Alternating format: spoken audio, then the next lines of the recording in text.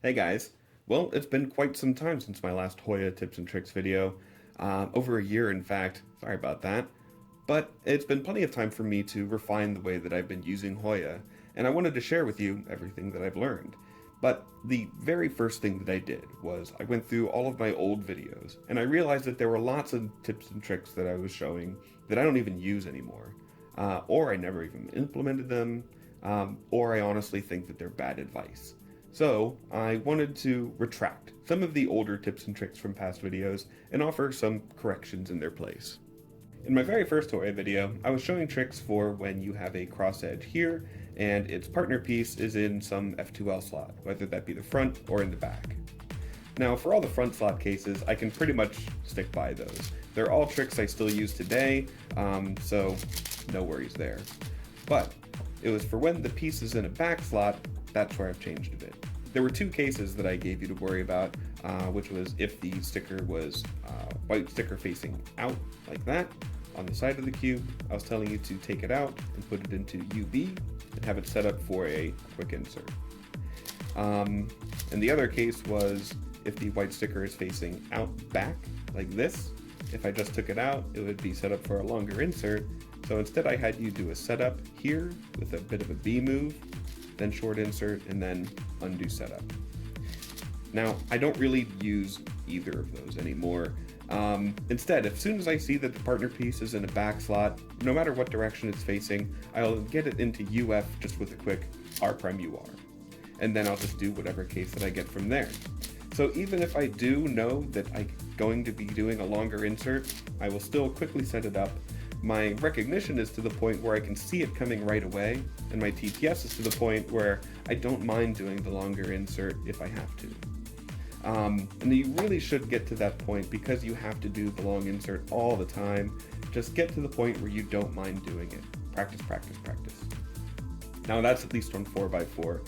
On 5x5 sometimes, and cubes bigger than 5x5 definitely.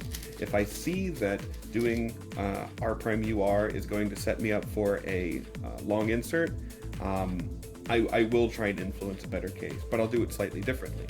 I'll take the piece out and then move it out of the way and then restore this right away so that I don't have to worry about it, and then do the shorter insert. Now, if I can, I will even try to do this.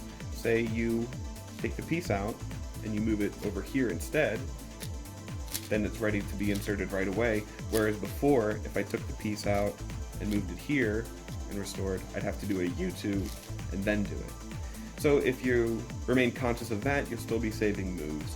And on big cubes where your TPS is slower anyways, rotations don't cost you as much time as it is to save moves and avoid longer inserts. At least that's how I feel. I will be going over using Hoya on bigger cubes in a different video, so feel free to stick around for that. Also, a preview of things to come. There are some moves that you can do that are just quicker algorithm sort of deals. I don't really use these much, but you could solve it with something like this. So in my second video, I was going over cases where if you have a cross piece here and its partner piece is somewhere in the D layer, and going over what to do if you have that. Really, you can ignore that entire video. I simply do not bother with things like that anymore. And the reason being is that if I see nothing up top here, yes, sure, I will try and look for a piece in the D layer. But if I have blue solved here and I can't immediately see its partner piece, I simply move on to the next cross piece that I see. So for instance, I see this red sticker, which would be a long insert if I did a D and put it in here, but instead I can solve it in one move, this whole piece, by just doing R2. And what that did was that it kicked up this piece, and it put it into the U layer in that case, which is what I tend to do. If there's something stuck in the D layer, it's going to be kicked out by solving other pieces that do belong in that slot, and then solving other pieces as normal. Now, the one piece of advice that I think I would stick by in that video was I encouraged you to take advantage of empty slots. And there's just something that really you should always be doing anyways. So If you have a piece that doesn't belong there, you can consider this an empty slot, and you can start setting up for shorter moves if you really want to. But that's really the only thing in that video that I think is still worthwhile. Now in my third tips and tricks video, I was showing how to solve different cases when both of the cross-edge pieces are in the U layer. And a lot of the stuff in that video I stick by. It's still very good, but I have some slight corrections on how to solve certain cases. For instance, this one, I think I told you to do R prime F R to get the piece in there, then you would have to regrip for a wide R to get it in. But if you start just with wide R, you cancel right into wide R2 and then put the piece in. So it's very quick. It's a lot quicker than the original way I showed it in that video. And then there were also other cases that I guess I wouldn't say I still do. When the pieces were in adjacent slots but not oriented the same way, I was having you do fancy flips and things like that. I wouldn't say that I really use any of that anymore. I would say that what I tend to do more now is just solve a piece at a time. So in this case, I might even move the D layer, just because that's where this blue piece is already set up, and then I do an R2 to solve the whole piece, move the D layer back, and then insert the one piece. So doing things like that instead, where you don't have to do as much influence of cases, you just take advantage of what you already have. That might be the only thing I would add to that video. Now my fourth video was my first video that I was showing tips and tricks for 5x5. And there wasn't really much that I didn't like about this video.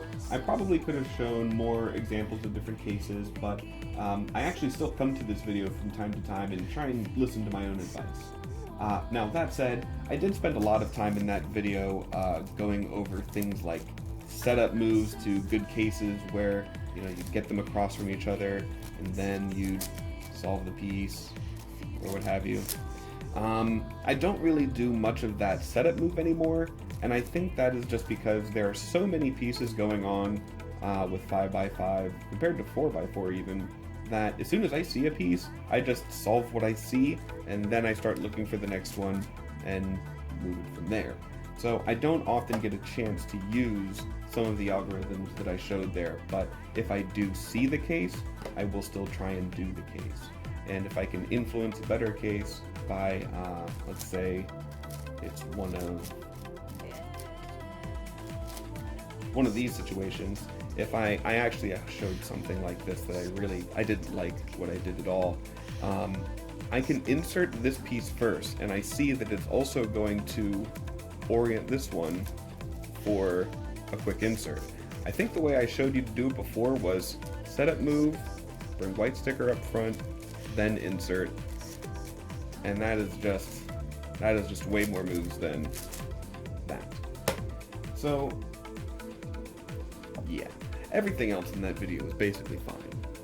In my next video, I was going over last two centers cases for the Hoya method, where you could do the F setup move, avoid having to do the L some algorithm, and then just F prime to solve last two centers.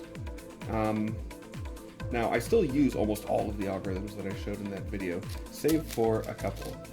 Specifically, the // cases, whether it was this one with the slashes pointed to this corner, or that one with the slashes pointed to this corner.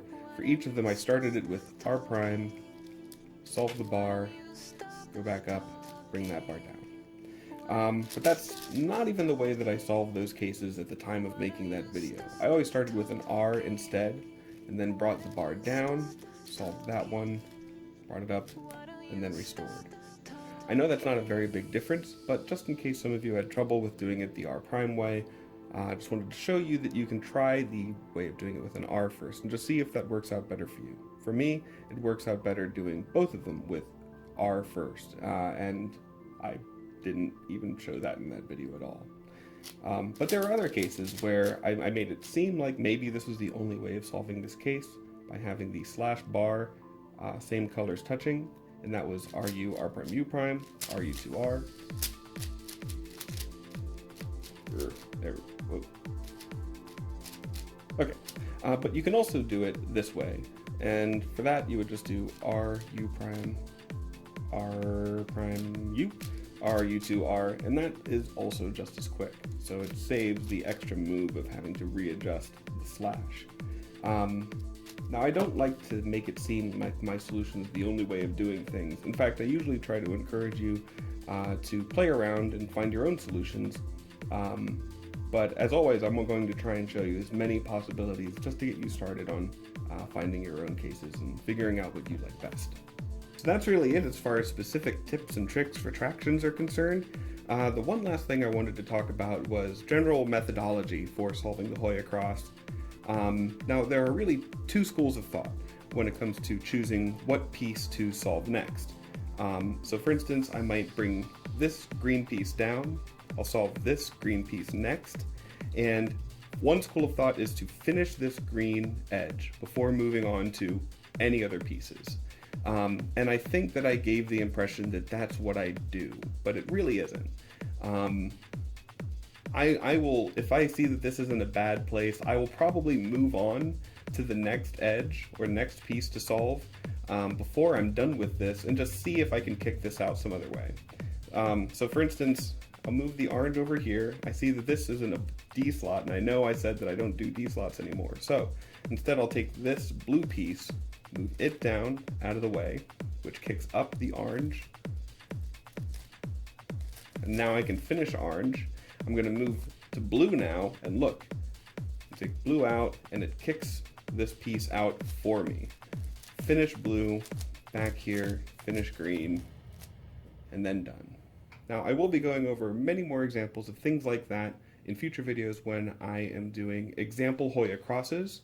I'm also going to make a video where I'm going to talk about doing Hoya on cubes bigger than 5x5. And the last thing that I also probably am going to do is talk about different techniques that I've been thinking about and developing a little, even if I'm not really implementing them yet.